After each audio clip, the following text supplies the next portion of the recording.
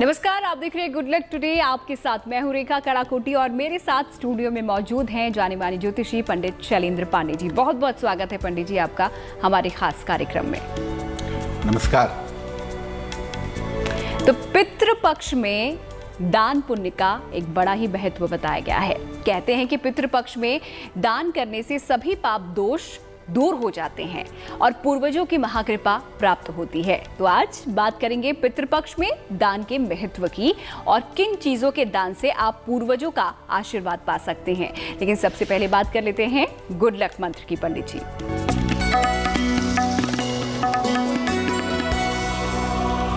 देखिए, पितृपक्ष में अगर आप अपने पूर्वजों के लिए श्रीमद् भगवत गीता का पाठ करते हैं या गीता की पुस्तक का दान करते हैं तो ये विशेष लाभकारी होता है। अगर आप ऐसा पितृपक्ष में करते हैं, एक बार भी करते हैं, रोज करें तो बहुत अच्छा, लेकिन अगर पितृपक्ष में एक बार भी करते हैं तो इससे पितरों की आत्मा को निश्चित शांति मिलती है।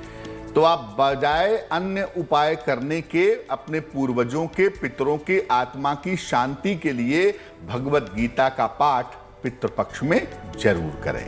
तो भगवत गीता का पाठ आप पितृपक्ष में जरूर कर सकते हैं।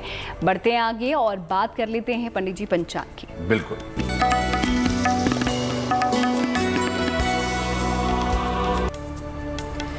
दिनांक 23 सितंबर 2021, दिन बृहस्पतिवार, तिथि है आश्विन कृष्ण पक्ष की द्वितीया तिथि, सुबह के 6:53 तक। नक्षत्र है रेवती नक्षत्र, सुबह 6:44 तक। इसके बाद अश्विनी नक्षत्र। चंद्रमा मीन राशि में संचरण कर रहे हैं सुबह 6:44 तक। इसके बाद मेष राशि में। राहु काल का समय दोपहर के 1:30 से तकरीबन 3 बजे तक।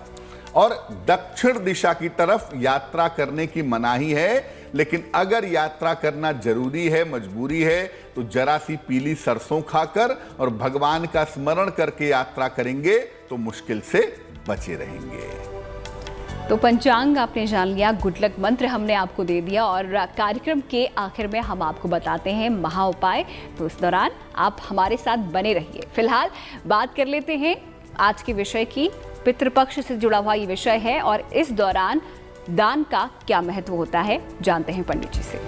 ऐसा माना जाता है कि जो हमारे पूर्वज हैं, हमारे पितृगण हैं, वो पितृपक्ष में धरती पर आकर के अपने वंशजों को आशीर्वाद देते हैं। और पितृपक्ष में 10 ऐसी वस्तुएं हैं जिनके दान को महादान कहा गया है। अगर आप उन 10 वस्तुओं का दान पितृपक्ष में करते हैं तो इस महादान के अत्यंत शुभ फल आपको मिलेंगे और आपके पितरों की आत्मा को शांति की प्राप्ति भी अवश्य होगी।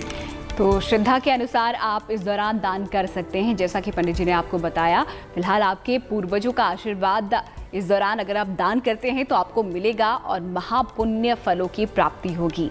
आगे बताएंगे आपको कौन से हैं वो दान, लेकिन पहले जान लेते हैं मेष, वृष और मिथुन राशि का भाग्यफल। बिल्कुल।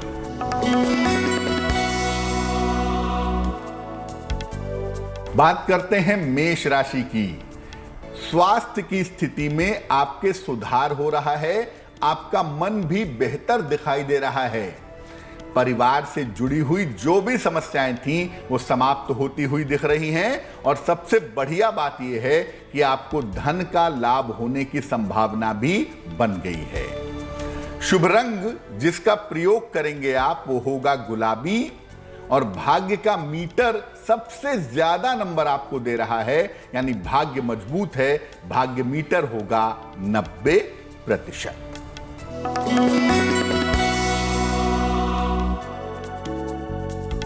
वृषभ राशि, थोड़ा मानसिक तनाव दिख रहा है। यह तनाव अपने स्वास्थ्य को लेकर भी है और अपने परिवार के लोगों की वजह से भी है। काम की अधिकता बहुत है, काम का प्रेशर बहुत है और काम की अधिकता आपको परेशान कर सकती है। अगर आप चाहते हैं कि आपका गुड लक बढ़े, आपको सफलता मिले, तो आप केले का दान कर दीजिएगा किसी निर्धन व्यक्ति को। आपका भाग्य बेहतर हो जाएगा। शुभ रंग होगा पीला और भाग्य का मीटर आपको नंबर दे रहा है 60%, यानी मेहनत ज्यादा भाग्य कम।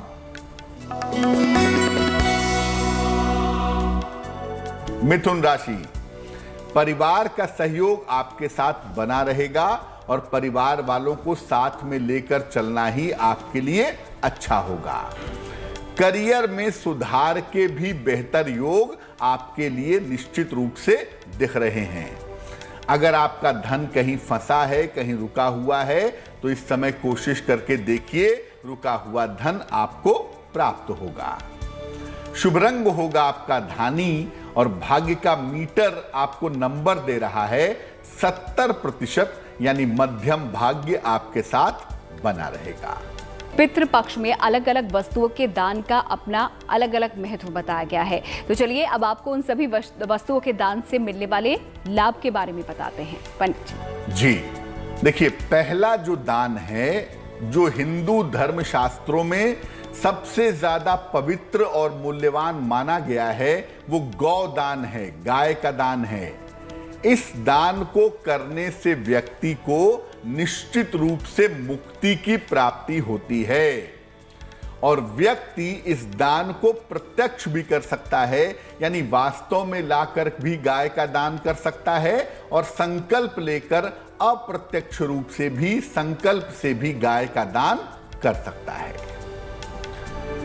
दूसरा जो दान है वो है भूमि का दान।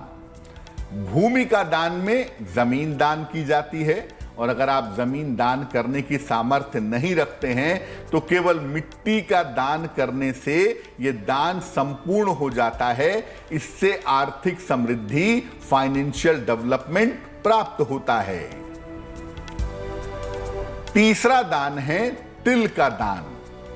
अगर आप काले तिलों का दान करते हैं तो जो व्यक्ति अपने पूर्वजों के लिए काले तिलों का दान करता है पितृपक्ष में, उसे ग्रह नक्षत्रों की बाधा से मुक्ति मिलती है। चौथा दान थोड़ा महंगा है, स्वर्ण दान, सोने का दान। सोने का दान अगर आप छोटा ही करते हैं, छोटा सा टुकड़ा ही सोने का दान करते हैं, नो स्पिन ही छोटा सा दान कर देते हैं, तो इसको दान करने से व्यक्ति को कर्ज और रोगों से मुक्ति मिलती है। अगर आप सोने का दान नहीं कर पा रहे हैं तो आप केवल दक्षिणा भी किसी निर्धन व्यक्ति को दे सकते हैं, उससे भी ये दान आपका संपूर्ण होगा। कुछ ही देर में बात होगी महाउपाय की भी। फिलहाल जान लेते हैं कर्क, सिंह और कन्या राशि का भाग्यफल। कर्क राशि की बात करते हैं। करियर में सफलता के सुंदर संकेत हैं। करियर में आपको लाभ होगा। रुके हुए जो तमाम आपके कार्य हैं वो इस समय पूरे होंगे और आपकी पारिवारिक समस्याएं भी इस समय हल होती हुई दिख रही हैं। शुभ रंग होगा आपका सफेद और भाग्य का मीटर आपको नंबर दे रहा है 80%, यानी उत्तम भाग्य आपके साथ बना रहेगा।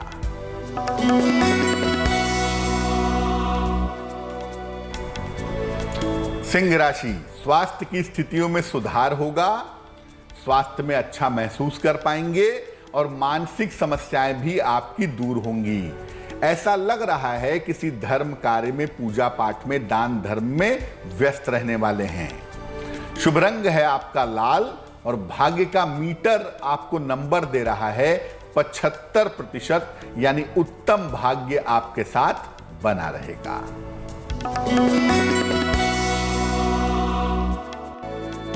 कन्या राशि, स्वास्थ्य का अभी भी ध्यान बनाए रखिए।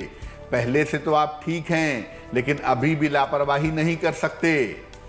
करियर के निर्णयों में भी इस समय सावधानी बनाए रखना जरूरी है और अपने गुड लक को बढ़ाना चाहते हैं कि दिन आपका अच्छा हो, तो भगवान शिव को पीले फूल अर्पित करें, आपके लिए बहुत अच्छा होगा।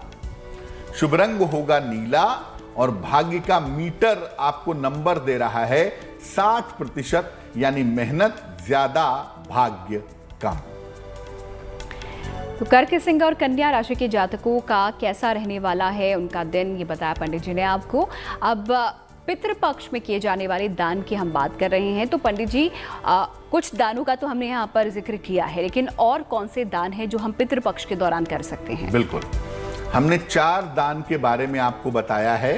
5वें दान के बारे में बताते हैं, वो है घृत दान। घृत का मतलब होता है घी। तो घृत दान जो है, गाय के दूध से बना हुआ घी लीजिएगा, बर्तन सहित पात्र सहित इसको दान करिएगा पितृपक्ष में। इससे पूर्वजों को तो शांति मिलेगी ही, आपका पारिवारिक जीवन भी बेहतर होगा। इसके बाद जो दान आता है वो आता है वस्त्र दान। इसमें वस्त्र और उपवस्त्र दोनों अलग अलग दान किए जाते हैं। और जो वस्त्र आप दान करेंगे वो नए होने चाहिए, फटे पुराने नहीं होने चाहिए। और अगर आप ये दान करते हैं तो इस दान को करने से स्वास्थ्य की मुश्किलें दूर होती हैं। इसके बाद है धान्य का दान। धान्य मतलब अनाज, अनाज का दान। इसमें आप अलग अलग या कोई एक अनाज का दान कर सकते हैं या बहुत सारे अनाज का दान कर सकते हैं। अगर आप पितृपक्ष में ऐसा करते हैं तो इससे आपके वंश की वृद्धि होती है। 8वां दान है गुड़ का दान। गुड़ का दान करने से पितरों को, पूर्वजों को विशेष संतुष्टि मिलती है, उनकी आत्मा को शांति मिलती है। और जो कोई भी अपने पूर्वजों के लिए गुड़ का दान करता है, उसके संतान पक्ष की उन्नति काफी ज्यादा होती है। अब बात करेंगे आगे के भाग्यफल की। देखते हैं तुला, वृश्चिक और धनु राशि का राशिफल क्या है पंडित जी। बात करें अगर तुला राशि की, तो स्वास्थ्य में आपके सुधार होता हुआ निश्चित रूप से दिखाई दे रहा है। सेहत और मन की स्थितियां बेहतर हैं, मानसिक तनाव आपका कम हो रहा है। व्यापार के मामले में और कारोबार के मामले में आपके तेजी आएगी, व्यापार और कारोबार में सुधार होगा। शुभ रंग जिसका प्रयोग करेंगे वो होगा सुनहरा, और भाग्य का मीटर आपको नंबर दे रहा है 70%, यानी मध्यम भाग्य आपके साथ बना रहेगा।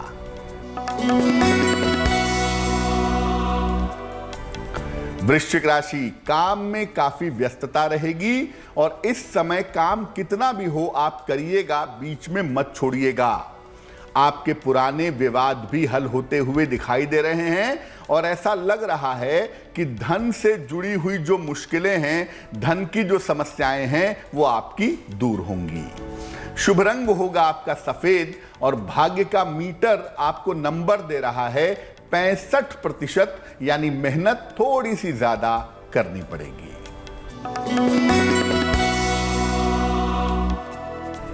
धनु राशि, मानसिक चिंताएं समाप्त होंगी। परिवार को लेके, सेहत को लेके आप बेहतर महसूस करेंगे। करियर में इस समय कोई परिवर्तन होगा छोटा मोटा, और ये परिवर्तन आपके लिए लाभकारी होगा। इस समय किसी अतिथि का आगमन आपके घर पर जीवन में हो सकता है, थोड़ी व्यस्तताएं बढ़ सकती हैं। शुभ रंग होगा आपका नारंगी और भाग्य का मीटर आपको नंबर दे रहा है 75%, यानी भाग्य अच्छा बना रहेगा। तो पितृपक्ष में दान की आज हम बात कर रहे हैं। पंडित जी, पितृपक्ष में और किस वस्तु का दान किया जा सकता है और उससे क्या लाभ यहाँ पर होगा? अगला दान है रजत दान। रजत कहते हैं चांदी को। चांदी का दान करना परिवार और वंश को मजबूत करता है। अंतिम जो महादान है उसे कहते हैं लवण का दान, यानी नमक का दान। नमक का दान किए बिना कभी भी पितृपक्ष का दान संपूर्ण नहीं होता। तो पितृपक्ष में ये महादान है जो पंडित जी ने आपको बताए, आप भी पितृपक्ष के दौरान ये दान कर सकते हैं। अब वक्त हो गया है आपके सवाल का। देखते हैं आज का सवाल किसका आया है और पंडित जी के पास उनके लिए क्या समाधान है। पंडित जी,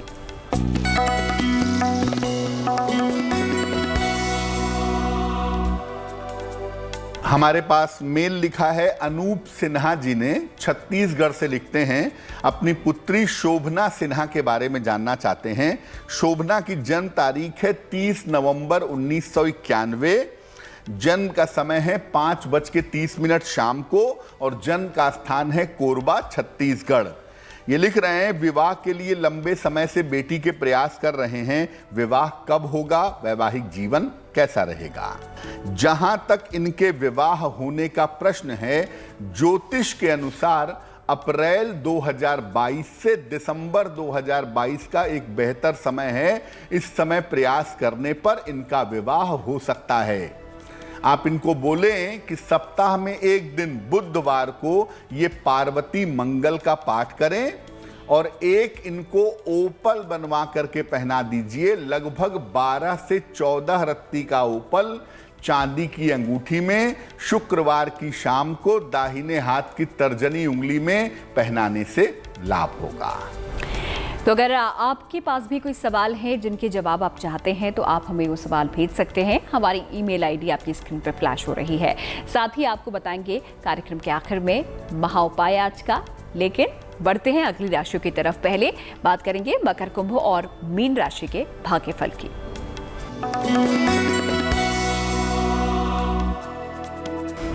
मकर राशि की अगर बात करें तो बेवजह की चिंता हो रही है आपको। हालांकि मैंने पहले भी आपको बताया है कि चीजें अब बेहतर हो रही हैं, इसलिए कल्पना में चिंता मत पालिए। जिस चीज पर आपको ध्यान देना है वो पैसे का मैनेजमेंट है। पैसा आएगा तो जरूर, लेकिन उसी रफ्तार से खर्च हो रहा है, उसका ध्यान धरिए।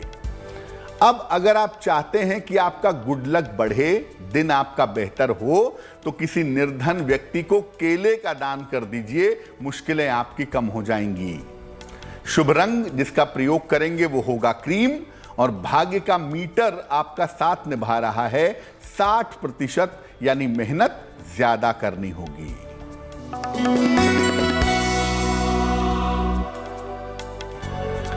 कुंभ राशि, परिवार की स्थितियों में सुधार होता दिख रहा है।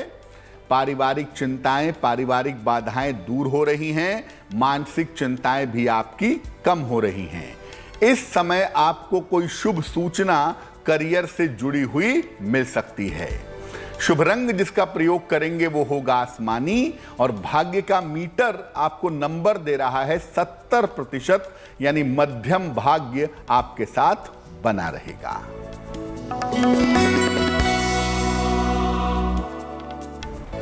मीन राशि, ऑफिस की समस्याएं दूर होंगी।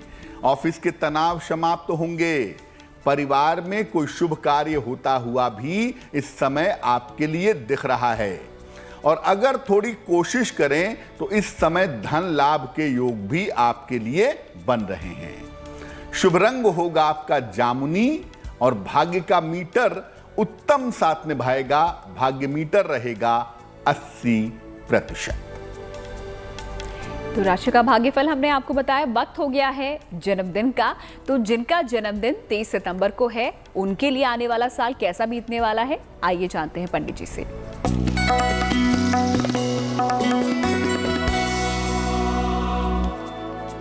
आने वाले साल में अपने स्वास्थ्य का बहुत ध्यान रखिएगा। आपके करियर में शुरुआत में थोड़ी समस्याएं रह सकती हैं, लेकिन धन की जो स्थिति है ये कुल मिलाकर आपके लिए ठीक रहेगी। वर्ष के अंत में संपत्ति का लाभ भी हो रहा है और अगर आप अविवाहित हैं तो आपका विवाह हो जाएगा। क्या करेंगे? पूरे साल भर भगवान गणेश की अगर आप उपासना करें तो आपके लिए बहुत अच्छा रहेगा। तो 23 सितंबर को जिनका जन्मदिन है उनके लिए आने वाला साल कुछ इस तरीके से रहेगा। फिलहाल वक्त हो गया है हमारे महाउपाय का। तो देखते हैं आज का महाउपाय किस विषय पर है और क्या कुछ पंडित जी आपके लिए इस उपाय के जरिए लेकर आए हैं। पंडित जी,